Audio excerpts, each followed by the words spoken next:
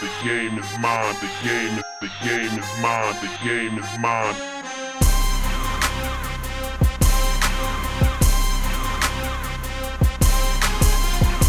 Well, like I said at the onset of the show, we got a really great guest on the show tonight, author of this here book right here, From the Game to the Kingdom.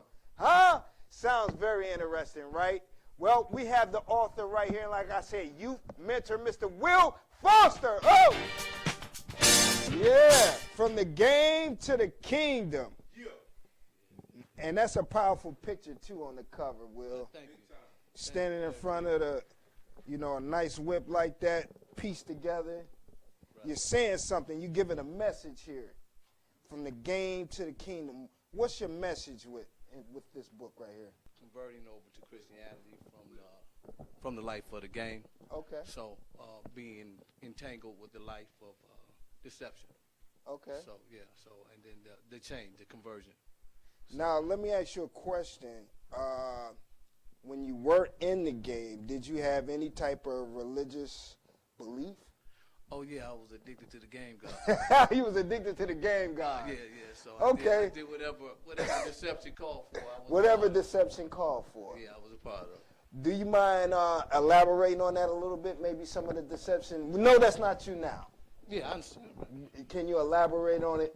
Well, yeah, growing up as you see now, young people in the community getting attached or growing attached to some of the things that appeases their eye, the life of crime as it relates to drug sales or drug trafficking, or in my case, I did a lot of things. So sticking up armed robbery, from armed robbery to drug use. Why was it like that to begin with? Why was it that route to begin with? What was going on for it to be like that? Yeah, I'm glad you asked. Growing up in the neighborhood, 105 in Superior, it was always the flamboyant life of pimps, players that we had an opportunity or had the chance to look up to. Okay. So it was a pleasure to be a part of that life that seemed so charismatic. At one point, you see these guys glittering with their cars and clothes and fancy cars. Yeah, it attracts you. And so from that point, you grow up with that desire to be a part of what's moving at the time. Today is different, a little different, but people are attracted to whatever's happening, such as the drug sales is more prominent now. Back then, when I was coming up, it was about being slick, being a pimp, being a player, in some sense being a thief. So that was more attractive. But was it a thing about you could learn something from these types too? Well, yeah. What came out of that for me, actually, I learned the power of unity. The power of unity. Yeah, the power of unity. So, the loyalty, what little did I know that being connected to deception, there's really no unity in deception. Right. Yeah, you can think. Yeah. Think it's all good until something heavy come down. Absolutely. Yeah. Absolutely. So, pledge my allegiance to that part, that particular life. What did you think of men of the cloth and faith at that particular time when you weren't involved with it? I stood back off of it because I didn't understand it. And I learned, as growing up, something you just don't understand. You just don't understand it. You don't try to mimic or try to cling to something that's opposing what you're trying to do anyway. Yeah. So the men of the cloth didn't like me standing out on the corner. Right. They would always want to, pull up on you and ask you, what are you doing, how you doing, Jesus love you, so on and so on. I wasn't attracted to that. Right. And, the sounds that I was hearing wasn't nothing that I wanted to be a part of at the time. When you were in the life, were you good at it? Probably amateur, but I thought I was good, you hear the applause. So, that can encourage you or make you think that you really got it. False sense of security or what? Yeah, but, I guess, in any profession, whether it's something legal or illegal, there's still professions. So you have people that can grade you on certain levels of Yeah. whatever you Yeah, do. yeah. And if I would say, yeah, I was graded on high levels of that lifestyle. Yeah. So, yeah, I was considered one of the professionals of that life after so many years of being in it and pledging my allegiance to it. So. Well, in pledging your allegiance, it led you to where you had to do a little time? Absolutely. How long did you end up doing? I wound up doing 12 and a half years for Whoa! a crime I didn't commit. For a crime you didn't commit? Yeah, so, yeah. What was the crime? What they accused you? The crime was conspiracy or being a conspirer of two people that they said I introduced, but they knew each other all their life. Man. So being a part of it, being in proximity of the game anyway. So, so I got 12 and a half years for being a part of the conspiracy, which is a part. I mean, it's different places where you can put that. Deception comes from all angles, from the law as well as So, you know, I can't defend it because even though I wasn't a part of that life there, I still was addicted to the lifestyle. Right. So part of being addicted to the lifestyle, you get the same punishment. So were you bitter during those 12 years? I was from the conception when I first got incarcerated. How long it took you to get over that during your incarceration? Actually, it was a quickening. So once I really examined, really went over my life, you know, as you sit in the room or sit in the cell, you can start really going back and studying where did I go wrong, what's going on with me, and what I came up with was pretty simple. I realized that, you know, being in a position where there was no protection, I couldn't be protected from going to prison even though I was innocent. So the lawyers didn't respond to me as well as they responded to the law enforcers. In other words, so you know, if you had to take a side, being a lawyer, I wasn't the one that can give them a job every day. I was just one job. Yeah, right. So somebody didn't give you a job every day. If you understand what I'm saying, you kind of lean toward them. So I didn't have the counsel that would have probably, you know, rid me of all the false accusations.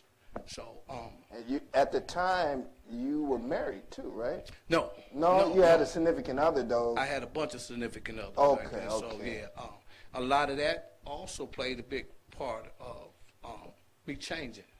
Because, you know, when you go over your life, if it's not the crime, then what is it? Right? You know, what did I do to be in this position? You know what I mean? Yeah, if it's not the crime, something still got me to this point. Something got me to this point. So it caused me to, you know, start thinking. Start thinking, what have I done? Or what am I doing that would cause me to be stripped of any protection? Right. You know, and then when I started examining myself, I kind of found more things that they saw, that they accused me of. It was even worse than that when you're dealing with people's lives, the people who love you, and you're not responding to them in the same manner, you know, not loving them back. Right. So I'm willing to think that when you start looking towards your faith and belief, were you looking for protection also? Well, actually, I would say as much as it related to protection, but I needed at that point, it's almost like the water.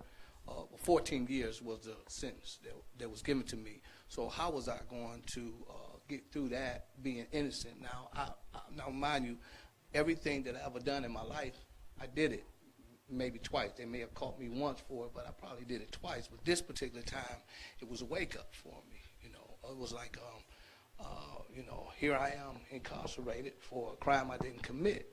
You know, what else that I can look forward to happening to me if this happened, right? Yeah. And so with that thought, you know, the devastation of just looking across a deep, vast of water, that's what it was, 14 years. How am I going to get across this? How am I ever going to, you know, live through 14 years incarcerated, especially knowing that you didn't do something. It's a new obstacle. How I'm going to make it through it. So what happened was, you know, I remember back prior to that, 10 years prior to that, I was on drugs. And I remember... Hard drugs? Hard drugs. I shot drugs, and I was a crackhead, whatever you want to call it, drugs. Did that fuel your criminal activity? Well, no, I was already before, but I mean, it may have given it more edge. I mean, you know, more hungrier. in that time, and the need was there. So, but real quick, I remembered. I started reflecting back to when I asked God to take the drug taste out of my mouth in 1987. And from 1987, now I'm back 10 years later, in 1997, I'm in jail for a crime I didn't commit. Prior to that. Trying to reconcile that, figure that. Right. So now, prior to that, God's revealing to me, hey, I got you off for drugs. You cried out to me. But after you got sober, you told everybody you did it. Now get this 5 kilos off of you that you didn't have, that you had nothing to do with. So there I began to plead my case to God. Like, I know I'm a cruddy person. I know that there's no good in me. And God, if you will, I don't care about going on. Just put something inside of me. So you asked for correction in a home of corrections. That's right. That's right, I did. And the real rehabilitation. The real rehabilitation, absolutely. Yeah. Well, and then so now, from the game to the kingdom. So hold on. So did you get with like the chaplain and stuff like that, or I did other inmates, or how did you foster your faith where you got to where you are now with it? I began to use the same loyalty I used in that life. I began to use the same loyalty, and I committed and submitted to what was being taught. And from there, the wardens, I had the favor of the wardens and the chaplains and a lot of the guards as well. They would call me from time to time to speak to some of the inmates who had devastations in their life. And I was able to rebound my life, and they seen that, and I was able to help other people for the next 11 to 12 and a half years. So now let's fast forward. You're out of the place, you touch back down, you're on Superior, you got a bunch of youth with you, and all of a sudden there's King's Son 820. What's that all about? That was about, again, some revelation that I received inside the institution about having a third grade reading level. Being like a child at the age of 8 years old. And I began to learn and understand biblical principles, even with my understanding in the Bible. And, God began to tell me, hey, when you go back, you can get this to an 8-year-old kid, the foundational principles. Just foundational principles, framing them and shaping kids at the age of 8, teaching them about the power or the demise of anger. What would anger get you? How it keeps you off bounds. It keeps you blindsided. And if you live a life of anger, you lose.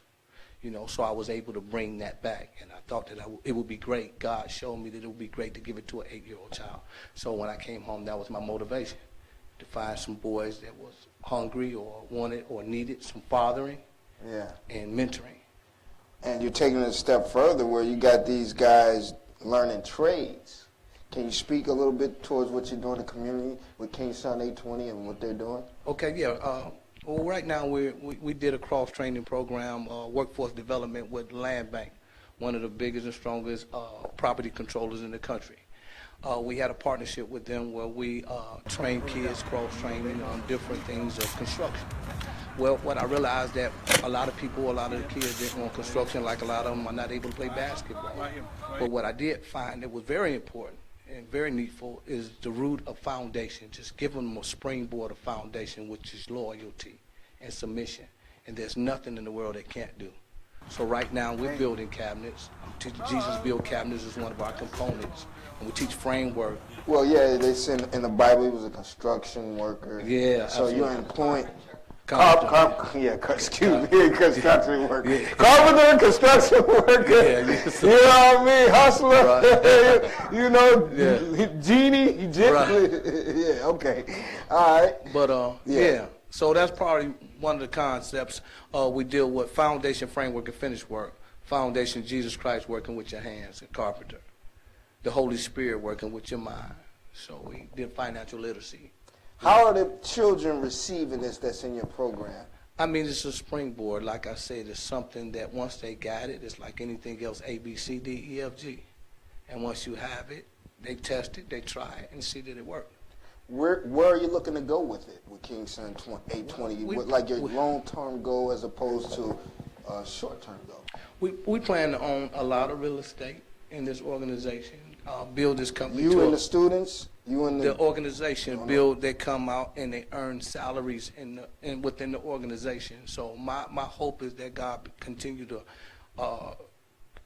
blow us to a place where we can build this company to a $50 billion company. And like Bill Gates, just give it away, because it wasn't the money that got us there. It was the unity and the trust and faith that we have in God. Oh! Yeah. Now you do have your book, and are you speaking on those principles in the book, like with King A, the principles you're giving your children? Are you speaking about that in the book, or is it all about your transition from the game to your mindset now? I'm glad. Yeah, that is part of it. The book is showing from conception to perfection, and how God can perfect you. Along the way, the principles come as I begin to tell the stories, how these principles are laying strong within, and then how I'm able to overcome because of the principles that I learned myself. Yeah. Right. So, is this book for sale? That book is on Amazon. Is in the public libraries today, and where else is? That's about it. So it's on Amazon. And in the public library. And in the public, yeah, that's. It don't get no bigger than that. Yeah, it don't get no bigger than that. Wow, thank you. I That's appreciate big, man. So make sure you go and download the book at Amazon. Where can they find King Son 20 on the social media? 820. King Son 820. What did I say? Excuse me. But it's okay. Yeah, you can pull it up. You can Google it as well, and you'll see William Foster 820. And all. Real quick, what was the significance behind the name King Son 820? King Son 828. Well, in biblical terms, the numbers have a great significance. 8 was the number of new day or new beginning. 2 is the number of commitment, God, or committing. And 0 is the number of the earthing vessels. So our story is a new day with God, committing with God in the earth or in the body. Or whatever, yeah. Hey, that sounds like we got a purpose around here for living, y'all, making it happen. You know, we doing it bigger than we ever did before. I want to thank you, Will, for coming on, man. Hollywood in the hood. And man, keep up the great work in the community, and thanks for the gift, man.